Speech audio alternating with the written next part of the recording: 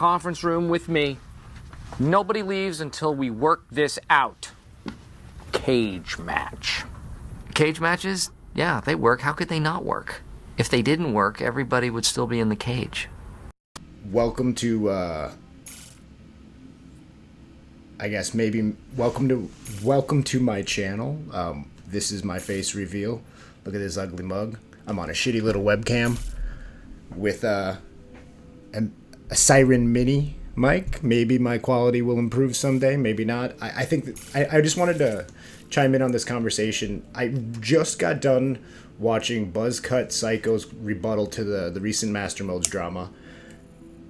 And I watched Avenger 1's video last night, and I kind of skimmed through it again right before this recording. And I want to take a few points from each of their videos and kind of discuss them real quick and try to make sure this doesn't become a 10-20 minute rant. So I have tried to write out a script here with a few bullet points to keep me on track. Let's go through a few of the points I pulled from Buzzcut Psycho's video. You should go back, watch it. You should watch a few of his videos on Master Modes to kind of really understand his position. So it's not quite right that I'm cherry picking a few details out of here to discuss, but I do think they're topical to the conversation of Master Modes, and I think everyone, even including myself, is biased. You're limited by your capacity and your exposure to anything and your personal experiences.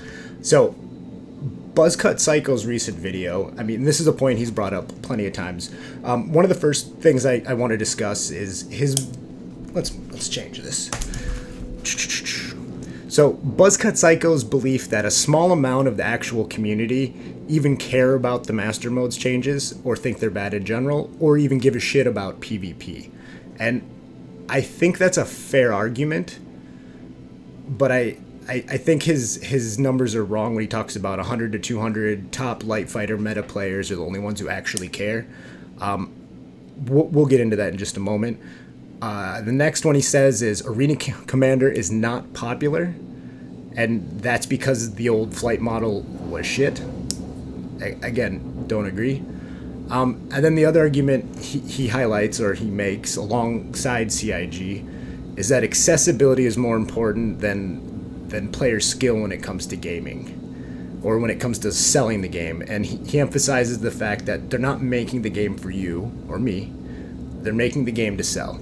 And also, fair argument.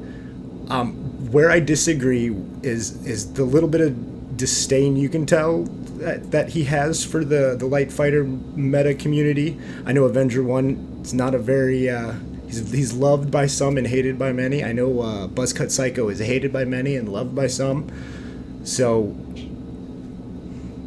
I feel like there's some disdain there. I think Buzzcut's arguments that the game needs to be more open to more people is a very valid argument. But I don't think it's based on the difficulty of the game engine or the game mechanics.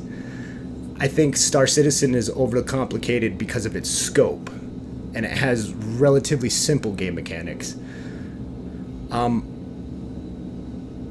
So his first point here being about a small amount of the players actually caring. So I think the numbers are, there's a 93 PvE to 7% PvP split in the community. It's meaning that only 7% of the community actually engages in PvP. I don't think that's because PvP is difficult. I think that it's because there is no version of competitive PvP in Star Citizen because we haven't got there yet. Arena Commander is not very popular, I think, because everyone's driven, or most people are driven to Star Citizen for the open world MMO experience. And so to be kind of put into a battle arena doesn't always feel great when you came here for the open world. So like me, I don't play a whole lot of Arena Commander because Arena Commander is a very focused game style, and I want to bounty hunt in a situation where if I'm outnumbered, maybe I can get on the ground and railgun a couple ships if I know I'm just going to get chewed up in a Pisces or something. I like logistics being a skill check, just like I liked combat and flight and skill ability becoming a skill check. I think Buzzcut has a lot of good points about trying to sell the game, but I do think it's very treacherous, I guess, of CIG to want to dismiss the old backers for the prospect of new money when the only reason they exist is because of all the backers that are here and have come along for the idea of the open world MMO. I don't want to see a game that is a light fighter meta again. I think there are some flaws with the old flight model, and I think there's a lot of flaws with the new flight model. So let's get into Avenger 1's. A few things I pulled from his video, and this is going to be a little bit more descriptive. I might have to pull some footage and kind of insert some things as we go here to kind of give you some visuals, but I think Avenger Wrong is coming from a good place of concern, but I do think even with all his knowledge and experience and skill, he's got a few things I think are wrong, and I'm just going to keep putting my foot in my mouth, so let's do this. One of Avenger 1's main arguments is about weapon distance, projectile speed, and the fact that missiles in general are not logical in a space game, which I don't think is the case. I think the missile system just doesn't work as intended right now, or the way it's intended is wrong. But I think you can still have missiles that travel at high speeds of rate that are still avoidable, and we'll go into this. The other thing he brought up was the 3 modes of flight. So right now we have SEM mode, or combat mode, and nav mode. He refers to an afterburner mode, and that is because when you're flying in SEM, your speed is capped at a certain level unless you hit that boost button. The moment you hit that boost button, each ship archetype, or even probably like ships within the archetype, all have a different threshold, a new threshold of speed and G's that they're able to kind of take in and accelerate the combat temporarily. So what he means by afterburner mode is when you're using your boost button. But what that does is it gives it, in the current state where we have the nav mode, which is very similar to the old style of flying at very high speeds, that gives that oval shape that he talks about. And then we have master modes, which is very limited, and the speeds are brought way down, and you have that very circular flight pattern.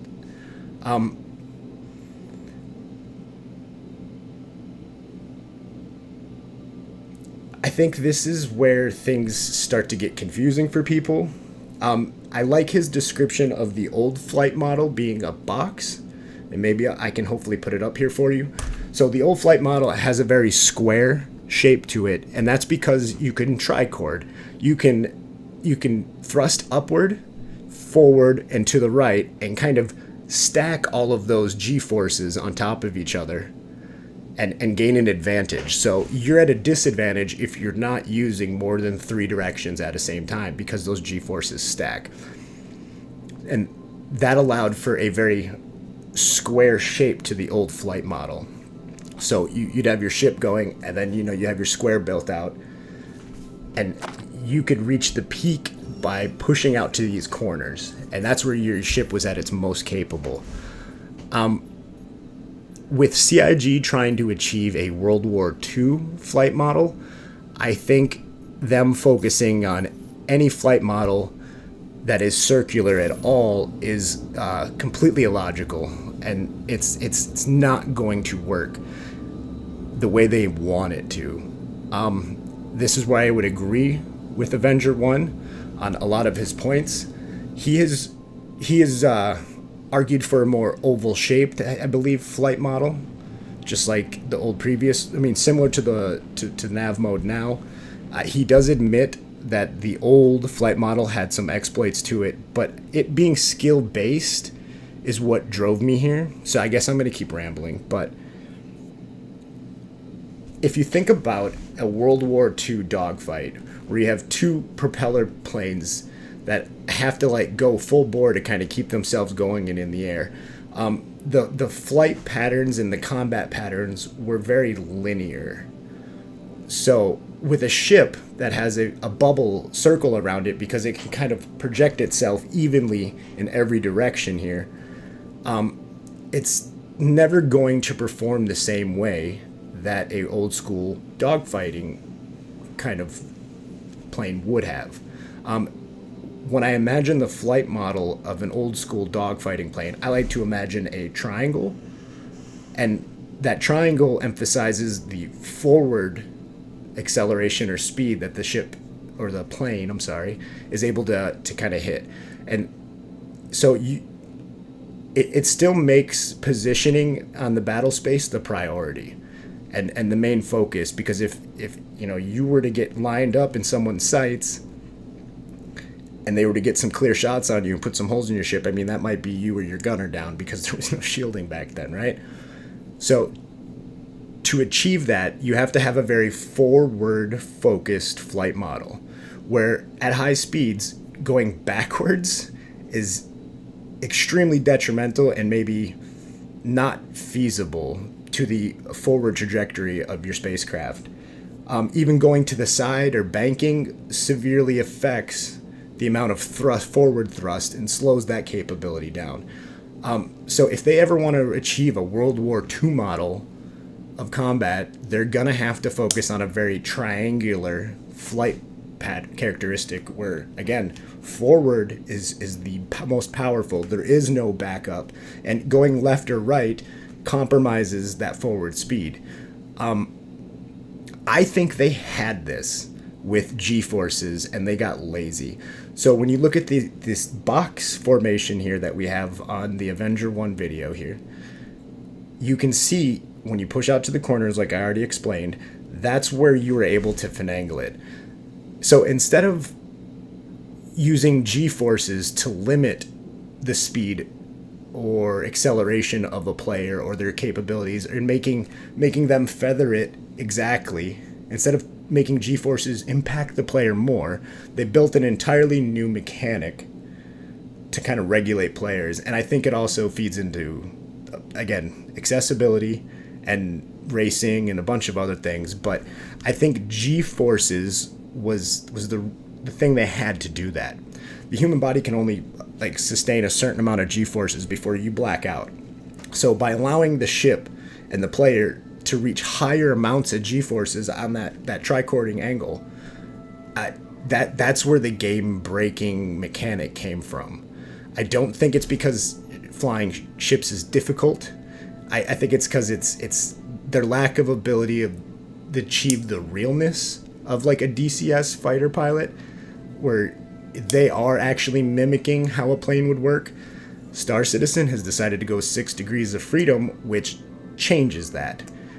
And you don't have to have equals thrust. So I want to propose a couple things here. Either if CIG wants to keep master modes in and have it remain competitive, being able to negotiate your ship's space in the battlefield and take advantage of opportunities where, to close the gap and move in on your target, and being able to take advantage of those situations is what's going to make master modes more competitive. Right now, there's a lot of scenarios where I hop in the game, and this doesn't happen with people as much as it does with bots, but you end up in this giant just chasing them around in a circle. And you still have jousting as a problem. And I don't think you're ever going to get rid of these techniques, because, different people are going to fly different ways, and I think trying to is kind of dumb. What you need to do is give players the ability to negotiate their space in the battle, in the arena.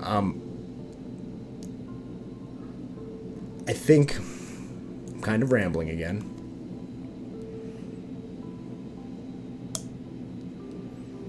I want to explain a little bit about the circular flight model and how being able to thrust in every direction evenly isn't... Okay, so when you have a circular flight model and you have two ships that are fighting, the combat is always going to be pushed to the peripherals. Each ship is going to have different capabilities, but it doesn't matter when everything is always pushing out to reach those capabilities. So to get the max out of my ship, I need to kind of be going the fastest and turning at the highest rate before I would black out, right? So again, that combat's always going to kind of, these ships are always going to be circling in on each other while pushing out while trying to push in. You're never going to get the dogfight, the World War II dogfight, when that's the model. If you want the World War II dogfighting model, you need to change it to the triangle, the little triangle model, where there is no backwards thrust, there's only forward.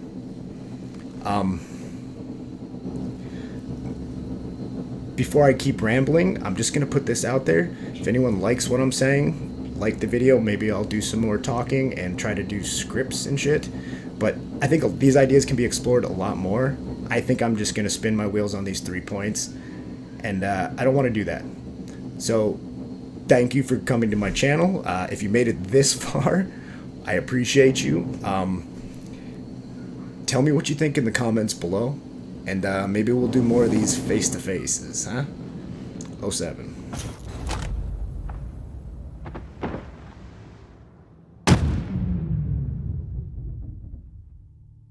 This is an important day, big day. Now, you may look around and see 2 groups here. White collar, blue collar. But I don't see it that way, and you know why not? Because I am collar blind.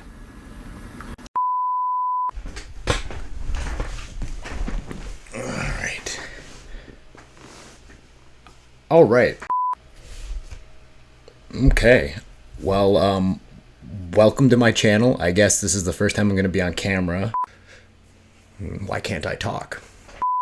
The whole reason I wanted to play Star Citizen... Fuck.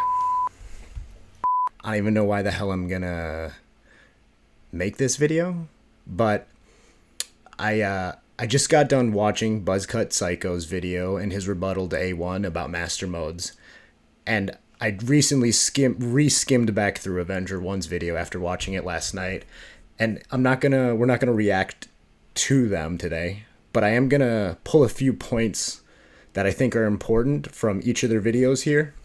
This is this is as close to writing a script as I'm ever gonna.